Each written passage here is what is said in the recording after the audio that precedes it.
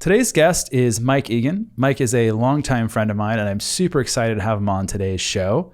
Mike has a really interesting story, starting as a Green Beret in the Army, then moving on to be a political appointee in the Pentagon, and then eventually making his way here to North Texas, where he's worked in a variety of roles in startups and other companies. He's got a lot of interesting perspectives on life and, of course, living in North Texas. Welcome to the podcast.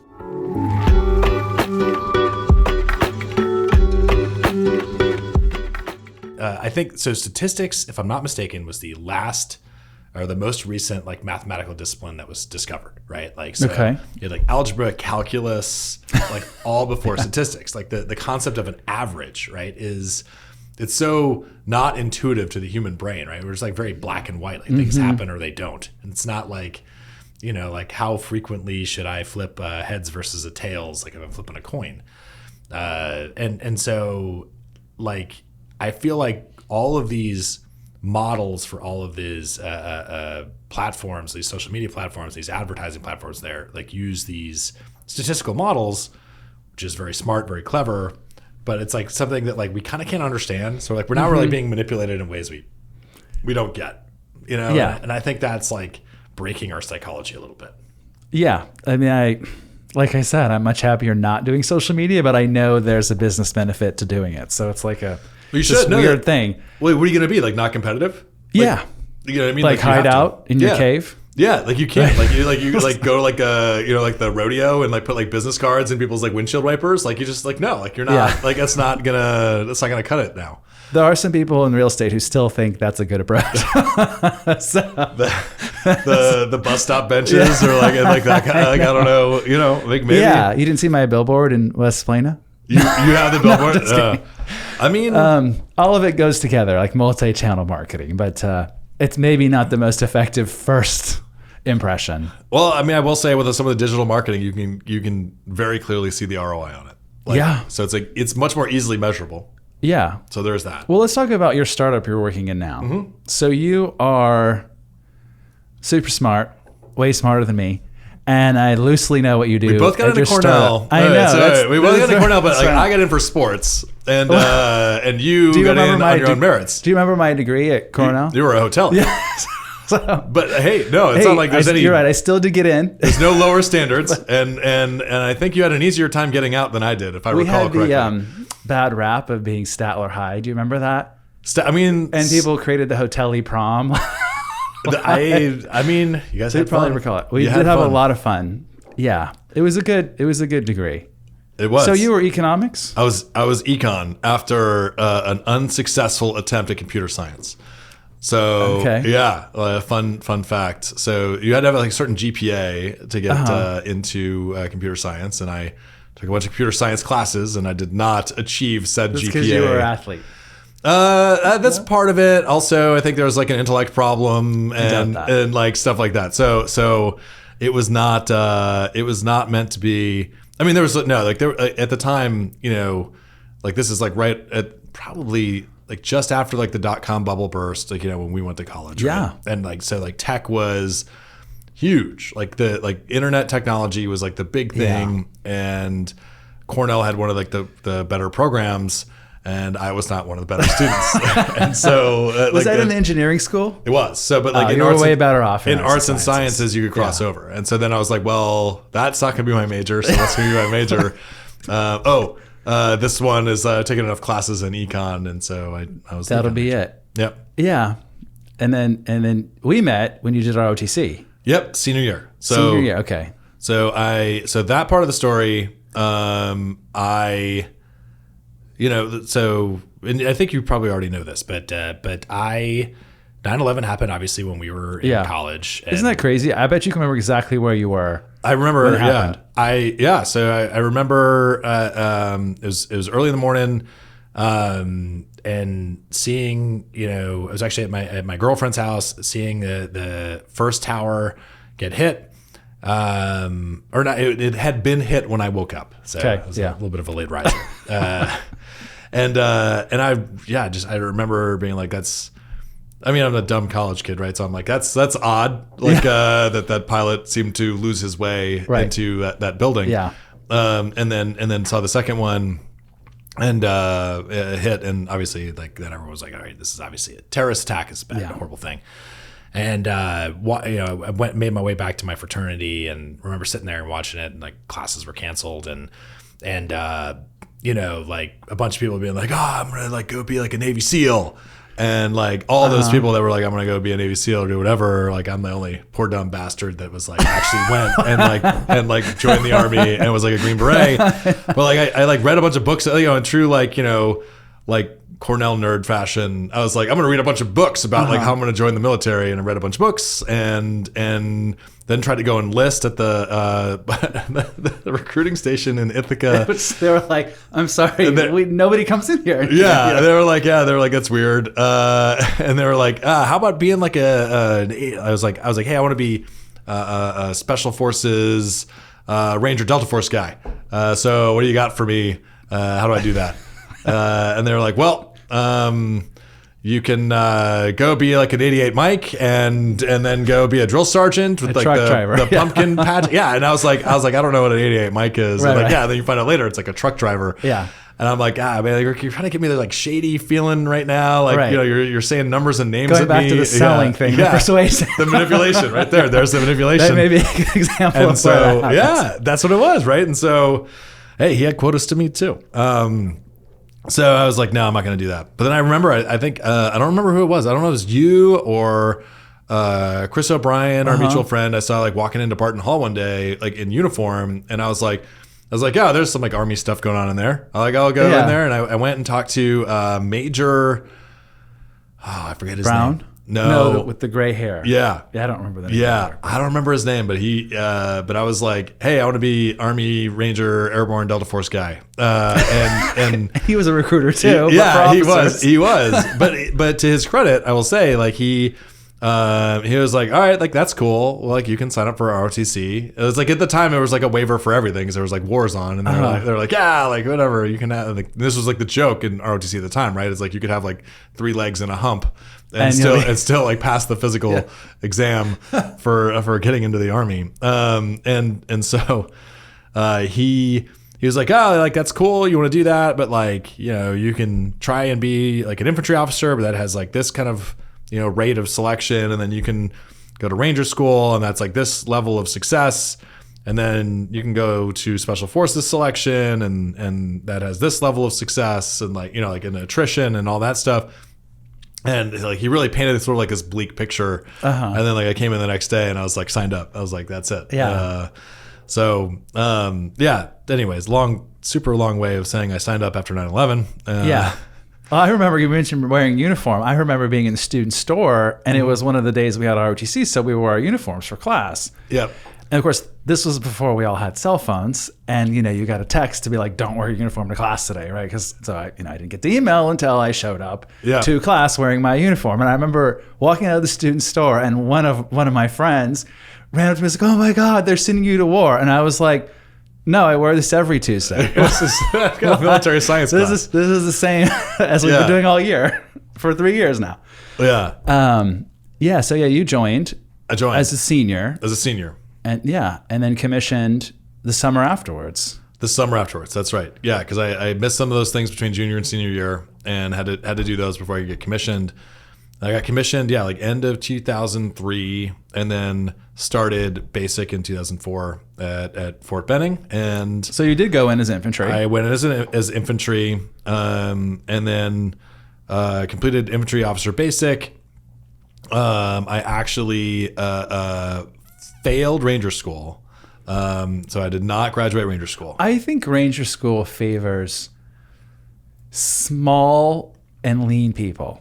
Would you say that's true? I mean, I didn't try to go to Ranger School, right? That was not my career field. So Ranger School probably favors small and lean people. It favors people that are good at getting to the front of the line.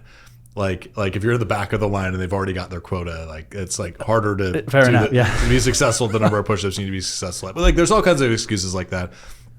But like I passed the PT test, and I got into like the first phase. I think I just was not, like this was my first sort of experience, with soldiers. Like every other thing had been like ROTC and officers and stuff like that. And I guess other than airborne schools, I did airborne school before that. But like this was my sort of first experience, and I did not do a good job. I was not the leader I should have been. You're talking about at Ranger School? Yeah, Ranger School. Yeah. Okay. So you were there as a lieutenant too, so they had different expectations. Yeah, they had expectations that they had no reason to know that they should not have had at the time.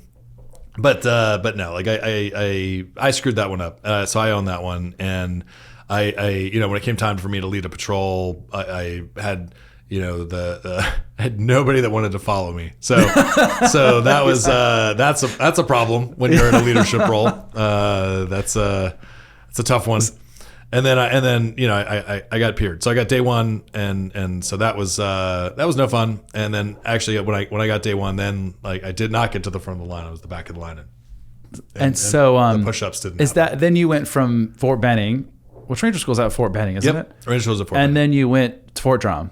Went to Fort Drum, so right back to upstate New York. So that's like punishment for the universe. I was like, they were like, put your wish list down to your top 5, and I was like, Italy sounds cool, Germany, Colorado, and I was like, I think like I don't know, it was like top 5 or top 10 you put down. I don't know. Like Fort Drum was like basically like the not bottom on the list, and they were like, this Fort Drum on the list. Well, like it was because like, and this is why I didn't get another crack at Ranger School and stuff like that too, was because like it was, I had like they basically created the sort of like the I think they did a lot of like the accession into the different units based on like who's going to deploy when, right? So so a lot of like my colleagues in my infantry officer basic course were like kind of going to the same units, right? It was like units that were like 3rd ID was deploying like right after like basically we graduated, or right after Ranger School would have gotten out. And so it's like to get full up on 2nd lieutenants, like you didn't have another place to draw from, so like you needed to draw from the basic course. So that's kind of like I think drove a lot of that. But you ultimately accomplished your goal of being able to do special forces. I did. I guess against like in many ways I attribute it to actually because I failed out of Ranger School. Like that was such a chip on my shoulder and something I would like promised myself I would never allow to happen again.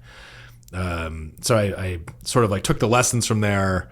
Which for a lot of people, the lessons of like failing out of Ranger School are like, oh, like that RI hated me, that Ranger instructor hated me, and like I just had bad luck or whatever. And like there was probably some bad luck in there or whatever. But like, at the end of the day, like I owned it, and I was like, I'm never gonna do those things again. Like as much as those were a factor, those are the things I'm not gonna do. So went to my unit and tried to be the best leader I could be, and I guess my teammates and colleagues can attest how good or bad I was. I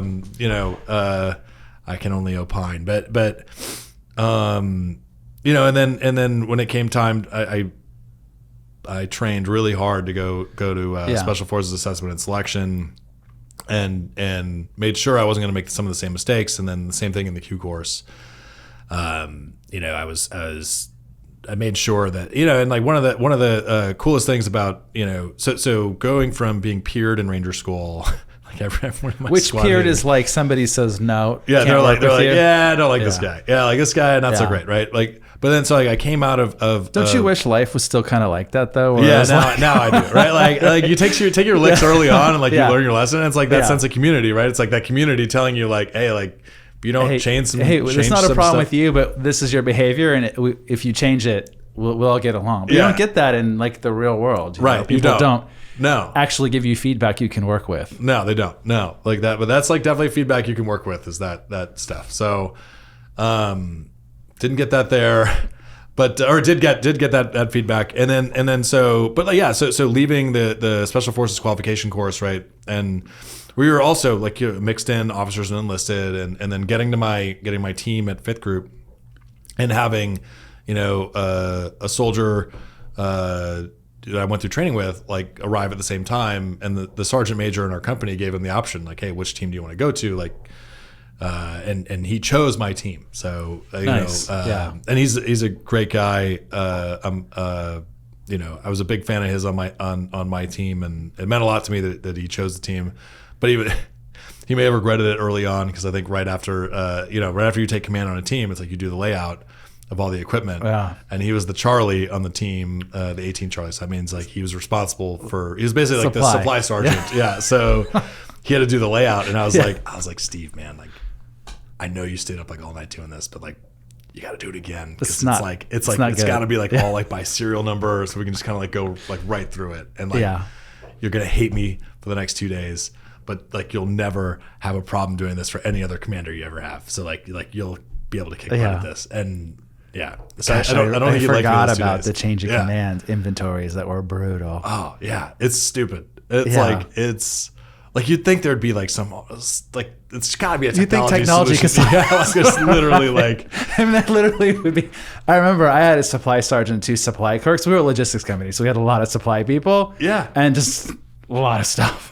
And she would be running around with her 2 like supply clerks. She'd have just stacks of paper, just trying to keep track of everything. And you'd be chasing down like $150 printer, right? And I get it. We got to take care of taxpayer dollars, but it was kind of like, why are we tracking this? Yeah, like we could go buy. Like this is like literally like a disposable item. Yeah, this is like, yeah, it's going to run out on its own. It's got a limited lifespan. Because you can go to Office Depot and spend like, $119.95 on it, or like you can order it through the Army system and spend $5,478 on it. Like, and Army always gets the best deals. They do. Yeah. What great memories from that. Yeah, gosh, I forgot about the supplies. Yeah, so you got to your unit with fans already, even if you gave him a hard time with supplies. Yeah, no, he was great. I mean, he was always a star performer. Like, So so that was in Tennessee. That was in Tennessee. So okay. So I think we were talking before. So Tennessee was sort of like the first place in the Army. Like we'd moved around a bunch. So like we kind of covered. So at Fort Benning. Fort Benning, Georgia. Yeah, Fort Benning, Georgia. Fort Drum, New York. Fort Drum, New York. Then none of these are really highly desirable places. No. And then I did the Old Guard in D.C. for about a year and a half. And you originally were from that area, right? So I grew up outside of Chicago originally, but like I finished high school in the D.C. area. Yeah. Okay. So like family was there. Family was there. So it was nice because like, my folks were there. And for some of it, we actually lived with my parents. It's like weird being like I'm a soldier that lives with my mom. I'm a soldier, and were you married at the time too? Yeah. So like super it was probably very soldier. Profitable though. Yeah, it was with the housing allowance. Housing. Yeah, which is like it's like the best legal scam in the Army. So then I was in Virginia/Maryland, the DC area there. Then went to selection there, which was 30 days at Bragg, 30 days-ish at Bragg. And then went to Fort Knox for the Captain's Career Course. So I was in Kentucky for a bit. And then from there, went back to Bragg to do the Q course. Mm-hmm. And while I was in the Q course, Missy, my wife, who you know, was a classmate of ours at Cornell, she had kind of went out in advance to Tennessee, Clarksville, Tennessee, where Fort Campbell is, where I was ultimately gonna be stationed if I passed the Q course. Okay, right, so. It was like a big gamble, right? Yeah. So it's like if I don't pass the Q course, she was betting on you, basically. Yeah, big which time. is like it paid off like in that instance, but like I think since then probably not as much. Yeah, right. It's probably no R on the I there, in the ROI, return on the investment. So while I was in the Q course, she was there, and then I joined to meet her after the Q course. But even while we lived there, we were hardly there at all. Mm-hmm. And so we got out from there, and then she went to live with my parents again while I went to business school. And you went to business school in Pennsylvania? I went to business school at University of Pennsylvania in Philly. It was a great experience. It was awesome school. I learned a ton. I was like, just wanted to learn everything I could. Was super excited to get back to school. It's like a nice capstone to the military. It is. Like your bookended your military career with undergraduate and then grad school. Yeah. Well, it's interesting because there's a lot of people I feel like in business school that it's like they've got sort of like the academic aspect. Like, hey, like I've been an investment banker for like 2 or 3 years. Mm-hmm. Like I kind of get all this academic piece of it. Like I've never led anybody anywhere, and so like there's that whole leadership aspect that I feel like a lot of other people are trying to get. Like I'm gonna lead this bar crawl or like whatever. And you're like, this is not leadership. Like, there's zero stakes here. And I'm like, but like, hey, like good for you, like working on it. And I'm like, but I'm like, I feel like I got like a good course in that over the last 9 years. Like, but I have no idea what the weighted average cost of capital is, and I need to figure that out, right? And so like. Did you get invited as a veteran to like math camp before grad school? No. So a lot of people did. I did, yes. So. But like someone was like, oh, just go to Khan Academy and like do the calculus class at Khan Academy. And that was actually all I needed. And oh, nice. Like, even though I got sort of like mixed mathematics grades in undergrad, it worked out. I remember in grad school, like all the veterans were invited because I went back to Cornell, so it was very familiar. But double Cornell. I don't know. It's the only place I could get into, right? It's just like know what I'm getting. They knew what they were getting. Yeah. It's like no, but they invited all the veterans basically to math camp. And like at the end of the first day, like all the veterans were sitting together in the back row of the class, and those all became great friends. Some of them you met here in Dallas too. Yeah, but it's not a bad idea. No, it wasn't a bad idea. I was just asking because it's like, oh, all the veterans got invited. This is what a coincidence. Yeah. Although I had one buddy in business school who was like an Air Force veteran. He used to fly F-22s. Like, he's one of the smartest guys I've ever met. Yeah. I think he blew other kids out of the water, like MIT, like whatever. Like he was just so he could fly jets, like the most sophisticated jet in the military arsenal, and also be like the smartest person in the room in the grad school class. Yeah, but you probably remember people were stressing like crazy in grad school about things that you're like, well, this was my experience. People would be stressing like crazy, and I'm like, what are we stressing about? Nobody's gonna die here. Like it's gonna be fine. Like the worst case scenario is we fail the class. Like. It's okay. Like we have limited stakes on the line here. I think it was more about like recruiting. Like the class, gosh, like because like there was a grade non-disclosure. Like nobody fails out of Wharton. Like so I won't. I don't know if I should be on the record. Maybe I have to like. I'm pretty sure this is known. Yeah. Like I'm sure somebody has failed out. Like I just haven't heard of that person, right? Like, but it's like I mean, in defense of that sort of like system, it does allow people to like focus on other things, right? Like so like I think it is good in the end, right? But like so I think people had, and it gave people the ability to kind of focus on the things they needed to focus on, whether that was like recruiting or like, hey, I want to be like better at leadership, or I want to start my startup, right? Like I want to use these 2 years, because like all of that work like plays out well for Wharton, right? Like all of it plays, like you have like Warby Parker, like students, like Wharton students started Warby Parker, right? Like so like I don't know how much of their time while they were at Wharton was devoted to like actually starting that versus like going to class, but like I think Wharton would probably say like, yeah, if you like didn't do as well in that math in that econ class, that's probably okay.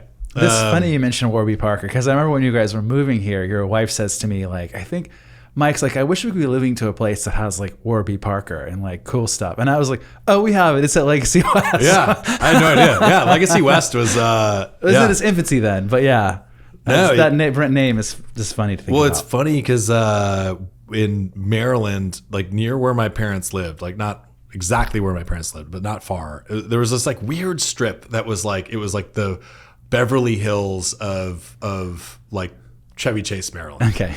And it was like a Gucci store and like all these stores that like could not have been profitable, but like were just there for show, like flagship stores. Like I don't know, like right, like maybe they were profitable, but I have no idea. It just didn't seem like there were a lot of people. Well, in when there. You sell a purse for $5,000, like maybe that's like like you can keep the lights on for like 3 weeks in like one sale, right? So yeah, like I don't know, like it was weird, like seeing that, like, and that definitely felt like like not that area of DC like felt like home, but like we'd never been to Texas before, and like we knew exactly 3 people in Texas, all of which were from Cornell, and you we didn't even know you were in Texas until we started looking at homes. And your wife saw me on Zillow. I'm sure if I looked all through the old messages, I could probably find it. But I remember she was like, "Hey, I don't know if you remember me. Like, my husband and I, we got married." I was like, "Of course I remember you. Like, this is crazy." And of course I said, "Is Mike coming with you on the recruiting trip? We should go have barbecue." It was good. And you showed us around and we love it. Yeah. So let's jump into that. So you had a stopover after grad school in Texas, which is an interesting part of your story for sure. We were in DC. Yeah. And Missy was at a law firm and I was at a consulting firm. Yeah. That I had joined out of business school. And it was just a grind. It was just a lot. Yeah. It's just at that point we had 2 kids after business school, and then we had shortly after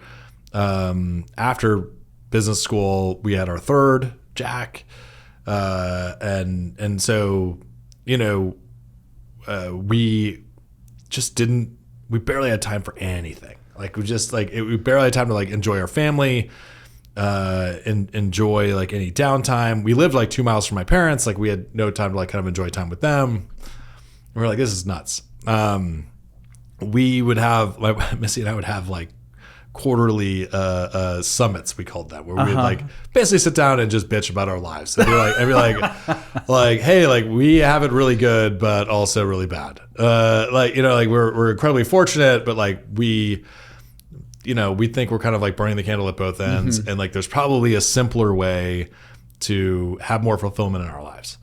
And so then Missy got this, someone reached out, a headhunter reached out to her about a role in Texas. I didn't realize that. Yeah. And so that was sort of the impetus to kind of come down here. And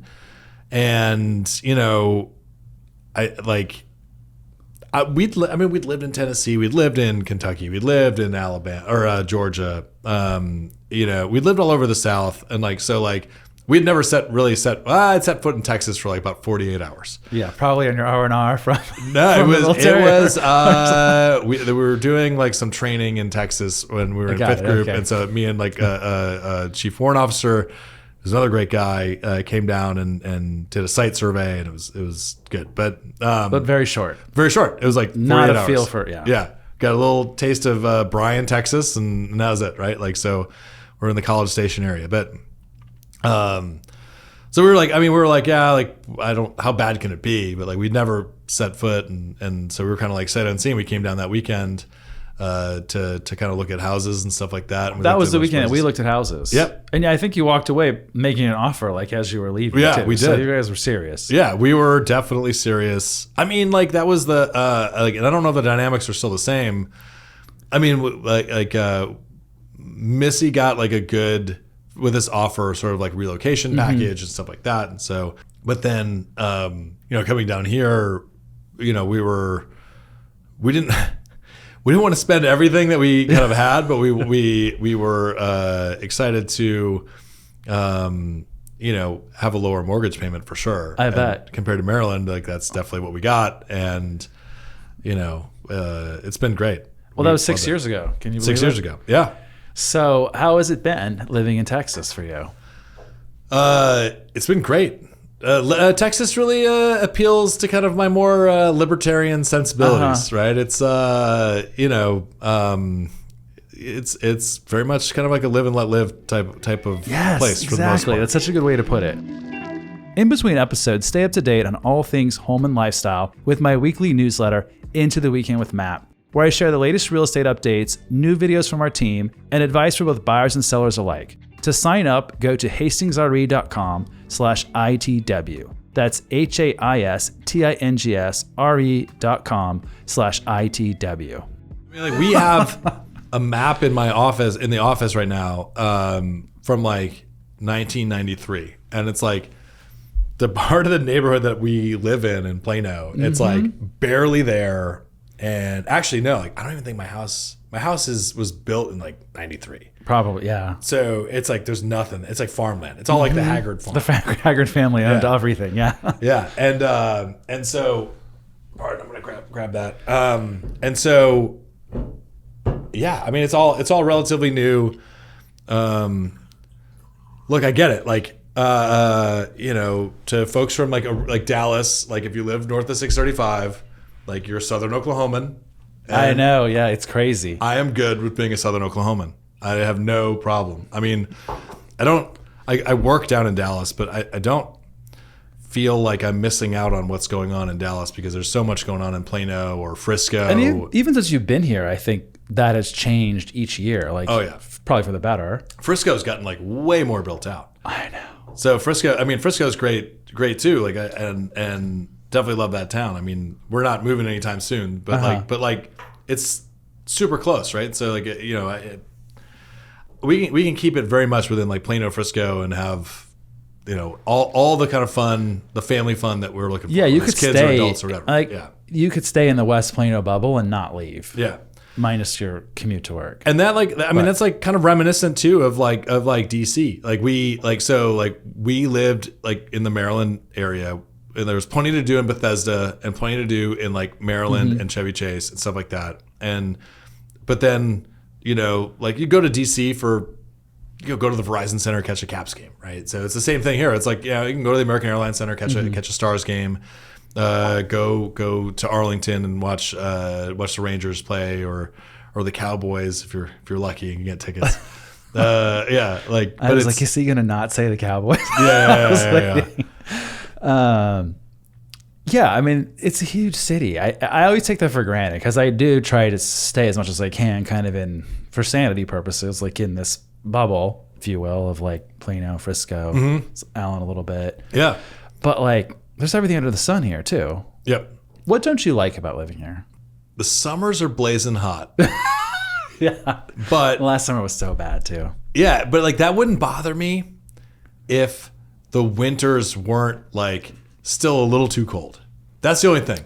But it's not Northeast cold. No, it's nothing like that. No. It's nothing like that. But it's like, like Florida, like you get like hot summers and humid summers, but then like winters like still like 70s. Yeah. You know what I mean? Like we don't have 70. Like our winters are actually like sometimes it's 70 degrees, but it starts off in the morning at like 35.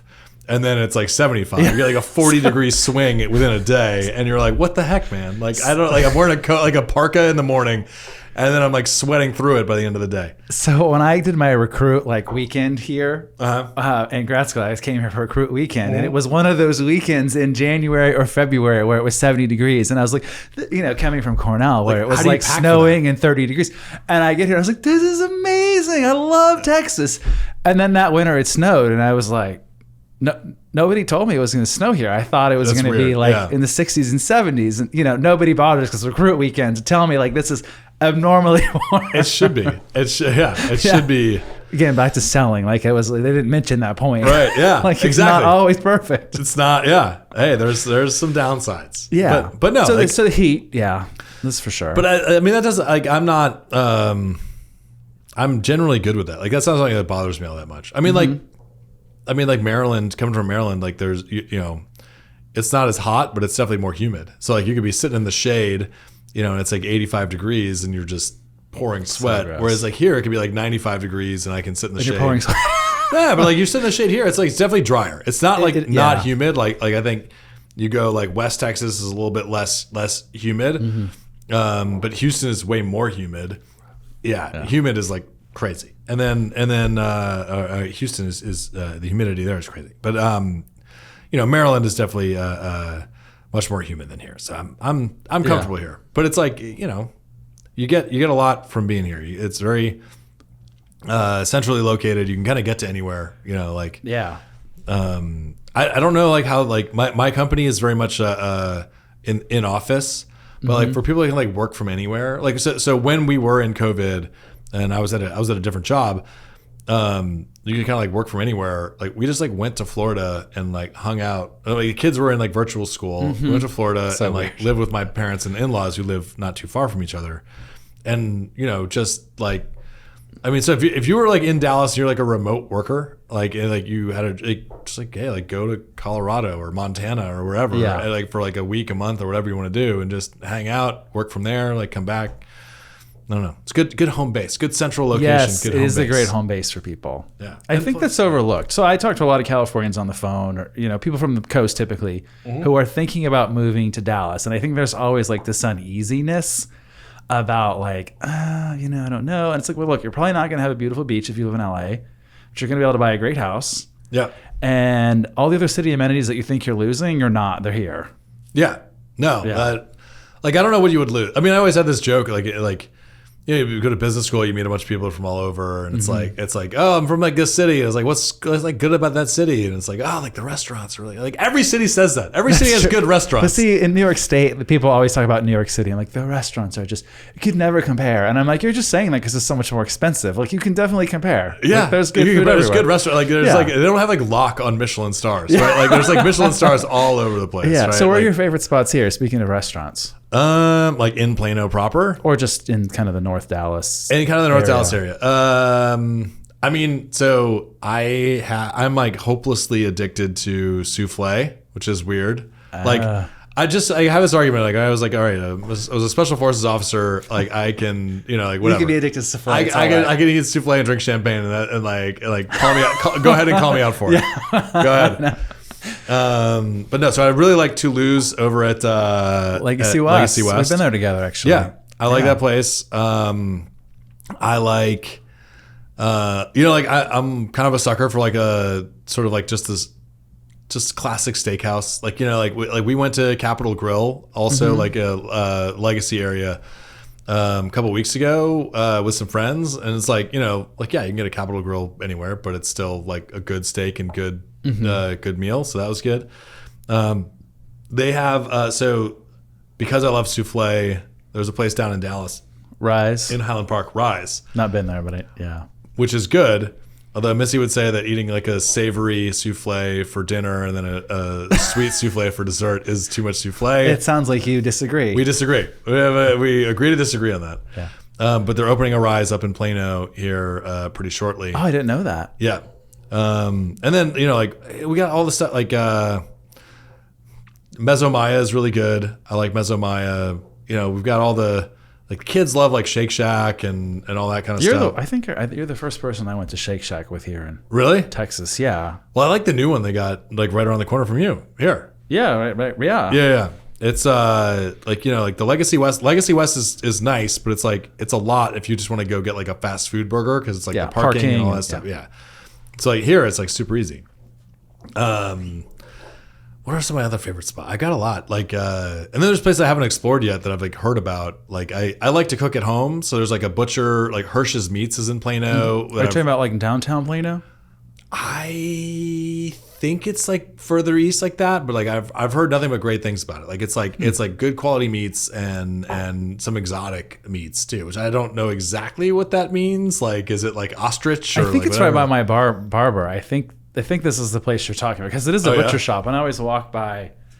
As you know, I don't do a lot of cooking, so going from the butcher is just not usually on my radar screen. It's yeah, but I think that's where it's at. I think that's probably right. Yeah. Yeah. But I've been meaning to get over there. I can't believe I haven't in like 6 years. But I mean, there's always something to do.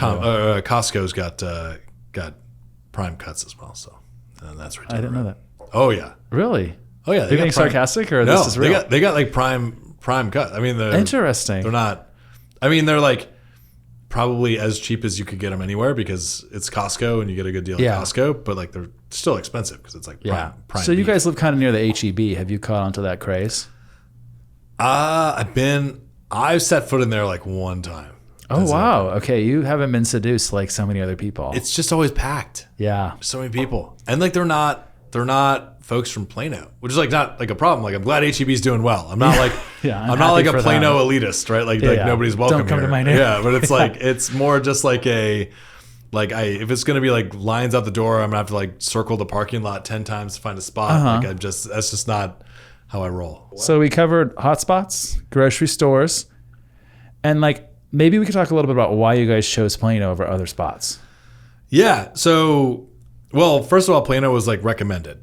Okay. So a colleague of mine at my consulting firm that was based in Dallas, and I was at the DC branch of the company, and And when said I was moving to the Dallas area, he was like, "Oh, you should look at Plano." Like, okay. So we kind of looked around, like did like the internet research and realized like, yeah, like we can get, like it's a good value in Plano. What we were really looking for was I don't know if you remember this, but we had a matrix. Oh, consultants always had this kind of thing. Yes. We had like a matrix that we made. I do remember now. In like a G sheet, a Google sheet or something like that. And it had schools, like square footage of the house, square footage of the lot, like all the different attributes that we wanted. And we pulled some samples from outside of Plano, but Plano really, like West Plano in particular, really hit all the things that we wanted to hit. And that was, like good schools, K through 12, and for us more like on the 9 through 12, that's like when you're in the more like college, like getting into college kind of years. Look for a house that we get, like we're a family of 5, a house we could all comfortably fit in for many years, not just with like small kids, but like with big kids. Yeah. We look for a house that had good facilities nearby, where the kids could get involved in recreation. So like good parks, good public sort of community centers, and West Plano where we are like really had all of it, or like I guess what they didn't have, like they built. So like, like we had good parks near like the elementary school, which was like fine, but then they built this whole other awesome park, the Windhaven. Yeah, Windhaven Meadows. Meadows, yeah. So like that whole park got built while we were living here. Like Muhlenbeck Center has like an indoor lazy river and a water park, which was like not even available to us for miles, and you'd have to pay like exorbitant sums to have access to that. And then for a Plano resident, Muhlenbeck is super affordable. Oh yeah, like I think for like the whole family, it was like less than $500 for a year. For a year, yeah. So, and that has like the gym membership, and like you can go pick up basketball and all that. It's like there's no better deal than that. And then all the water slides, which the kids love in the summertime. Yeah. You mentioned parks, which I think is where Plano wins compared to a lot of the surrounding cities. Yep. Frisco's great. It's got a lot of people like new, so Frisco people will gravitate a little bit more towards Frisco, but it doesn't have quite the same park. It has parks, but not in the same level or intentionality that Plano does. I feel like that's where they win compared to a lot of the other surrounding areas. I would agree. I mean, I think like the differences I've kind of picked up on. I think Frisco went really big on small class sizes. Like so like the school is very divided. A lot of schools in Frisco. Schools are very divided up. But then like I think for sports they kind of combine some of them. So it's like you kind of get like some of the best of both worlds. Plano has like bigger schools, but they're still like academically very good and challenging for the kids. So some preferences there. And I think like parks is a big one that Plano sort of invested in. Yeah. And I appreciate that. Like I like Arbor Hills is awesome. Like, love Arbor Hills. Yeah. It's so many places like and supposedly it's got like really good mountain biking, although I haven't been mountain biking there in a while, but we've hiked through there. And it's beautiful. And even when it's like crowded, like the parking lot's full, like you don't see a whole lot of people necessarily. Yeah. There's like a hidden parking lot there though too, like on the far side. Oh really? Sort of hidden, but so if you go there, you can park a little easier. Interesting. I know there's like a whole side where a friend of ours does like photographs, like she'll take pictures. And, at Arbor Hills. Yeah. Yeah. I was there this morning. It's one of my favorite spots to go. She's an amazing photographer. Yeah, it's an awesome spot. So I mean, there's like tons to do, and like there's places you can go and find like even a fishing hole and stuff like that. You can go and just fish in a pond and. Interesting. Where would you do that? Man, like we've only done it a couple of times. I'm trying to think. It's in like it's a little bit further east, but like people you just go throw some lines in the water. I bet it's by Oak Point Nature Park over there, like in East Plano. I think that's probably right. Okay. If you were to do it again, would you pick Plano or would you add other cities to your list? I think I like Plano because like I work all the way downtown, and it's a doable commute. my boss actually lives in Frisco, and he does the same commute. That seems You should tell him, crazy hey, to let's me. move this operation to like, Addison Yeah, or something. Addison, a little bit more normal. yeah. A little bit more north. I was thinking Plano, Frisco border on 21,000 Artoya, but yeah, you know. I mean, I think if you had to do it all over again, yeah, you would do that. But I think the company some of the members of the company might revolt. It's that the just decisions that all comes together. had their commute just increased by 1,000%. Right. Right. But it's Plano is kind of like very well situated, especially West Plano, because like the tollway is, while I complain about the traffic in the morning and in the evening, it is like pretty convenient to get wherever you need to get to. And Frisco is just a little bit further north, and I have access to everything in Frisco and Plano and sort of like North Dallas. Yeah. And even Dallas. And you know, Have you been up to Prosper? I've been up for like lacrosse games, for my kids' lacrosse games Okay, and stuff. Prosper is super nice, right? And Super like, nice. I think, It's the other P city, right? Plano, Prosper. yeah. Well, like, everything like Frisco, Prosper, even Salina. It's the end of Dallas North Tollway. That's also why I bring it up. Sure. For Well, now. like, but then like North Frisco, you have like the PGA building. Yeah, That's it's a nice whole facility up there. right? Yeah. So you have like, I mean, if I worked remote and didn't work downtown, and I knew I was going to work remote for like the rest of my life, or like, but even like Plano's getting built up, right? Like, so like, Yeah. like you could live in Prosper and work in Plano, like Granite Park area, like right near Legacy. Yeah. That is like a super doable commute, and that's a lot like what I remember in sort of the DC area, right? Is like you could live sort of like out in a little further out in Maryland, but like you worked in Bethesda. Like you worked in like that sort of You like, didn't even go all the way to the city. You basically Yeah. worked in a hub outside of it. yeah, which is like its own city, right? With its own Yeah. companies. I mean, right? Plano is 300,000 people. That's a city. Right. Yeah. I think Frisco is catching up. It might even be. Frisco's pretty big. Yeah, it's pretty big too. It's a lot of land mass too. And like, Frisco's got the Stars, got all the office buildings there. Yeah. Like people office out of there all the time. Like Keurig Dr. Pepper is, yeah. Have you heard him call it that $5 billion mile? yeah. Or maybe it was the $5 billion mile, where it's all that stuff happening up there. So you mentioned you work for a startup. What's that like? It's good. It's all the kinds of crazy that I love. I mean, working for big companies, you have sort of the bureaucracy that can feel stifling and can feel like, it's hard to get anything done. And in a startup, it's sort of like a little bit more the Green Beret sort of way, right? Where it's like you don't really have the resources, but you figure out how to get it I like done. that. and Clearly you just get defined it done. mission. You know what you need to do. Yeah, well, like you're defining your own mission, right? And it's like and you're getting it done. Like everyone's in like uncharted territory. You don't know what needs to happen. It's a startup, right? Like if it had been figured out before, like somebody's already making money doing it, right? So like you are figuring out how to do something differently or how to do something that's completely net new. It's like nobody knows what they're doing. Yeah. And I love that, right? And you just feel like you're figuring it out. You're in the face of like tremendous uncertainty, and you're just like making stuff happen, right? Whereas like, I feel like in a big bureaucratic company, it's like, you face uncertainty, and it's very much like, I don't know, and we should talk to like these 10 people. We should hire consultants and spend $5 million. And like we should do this whole yeah. thing. And it's like, no, like why don't we just like figure out a small scale experiment and just like see if it fails? Yeah. And it's like, no, like then there would be a failure.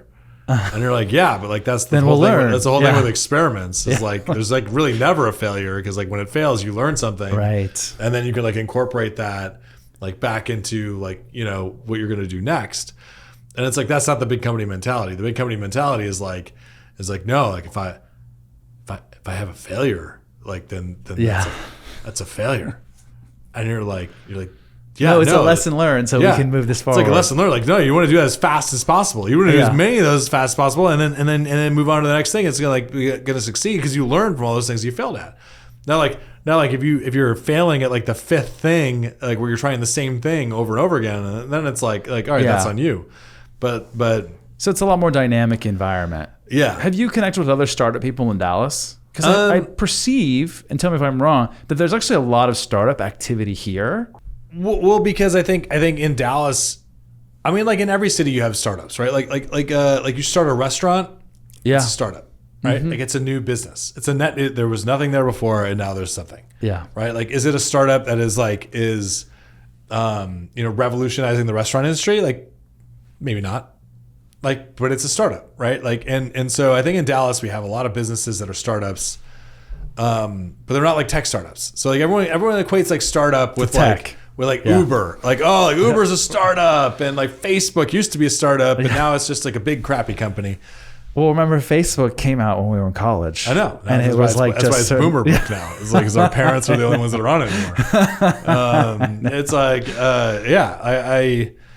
I don't know. I think there's like a different type of startup scene here, but it's not like tech. I think has not necessarily taken hold here as much as in other places. Especially like if you're looking at Texas, Austin has a bigger tech scene than here. Austin does, right? But I think that Dallas is probably poised to take some of that because like I think there's like good tech talent here. There's good tech programs at the universities here. It's only a matter of time before those folks like sort of make their own businesses and create their own ecosystem here. And if you look at the tech ecosystems in some of these other places, it's like I don't know how you're a tech startup and like you're like, hey, I'm going to take your investor money and I'm going to spend it wisely in Silicon Valley, right? Like because your rent is absurd, like. And that's even if like everything's expensive. The people are more expensive. The rent. Like, that's right. Like your burn rate is like out of control. Yeah. Right. And then like Austin's getting the same way. So it's like Austin, like the tech world is like, like Google's got like a big campus there. It's like okay, like great. Like big tech is there, but that's not startups. Yeah. And so I don't know. There's I think there's no limitation to where startups can emerge. It's just really a matter of where the talent and opportunity is. Yeah. I think Dallas is poised for that. Yeah. So one of my last questions for you would be, what do you wish I would have asked? I think the one thing would be like kind of probably favorite parts about the community. And I know, so like Ian and Emily, some of your other clients, like friends too. Yeah. Friends of ours, like through long story in college and friendships there and everything too. But like, they moved to the neighborhood, sort of like the same neighborhood we're in, most recently. And we're like, hey, any regrets? Like, and they're like, no, this neighborhood is awesome. It's great. The kids, like, I think like, it reminds me of how my kids grew up where like, or my kids, it reminds me of how I grew up. How my kids are growing up now, where it's like you can kind of like roam the neighborhood and go that's so and awesome. Like hang out with other kids and like soccer practice is at like at the park nearby. Right there, and like other kids can kind of come and participate at the practice. And I think it's probably like the question I would have liked is the sense of community for the kids and stuff like that. Yeah. What do the kids have to do? And so raising your family here. It's been good. Is that how I should hear the answer? That is exactly how you should hear the answer. It's been great. I'm glad to hear that. Yeah. I was recollecting when I was thinking of you guys bought, like, I don't know that your kids, your oldest might have been like in kindergarten. Yeah. Tommy was in, I think, first grade. Yeah. Okay. First grade. Oldest. Yeah. And the others weren't in school. No, not even in school. Yeah. And now they're all in school. Which is good and bad because they're all a pain in my ass. No, they're all great. Yeah. But also a pain in my ass. Yeah. What's next in 2023 for you? Any exciting things for this year?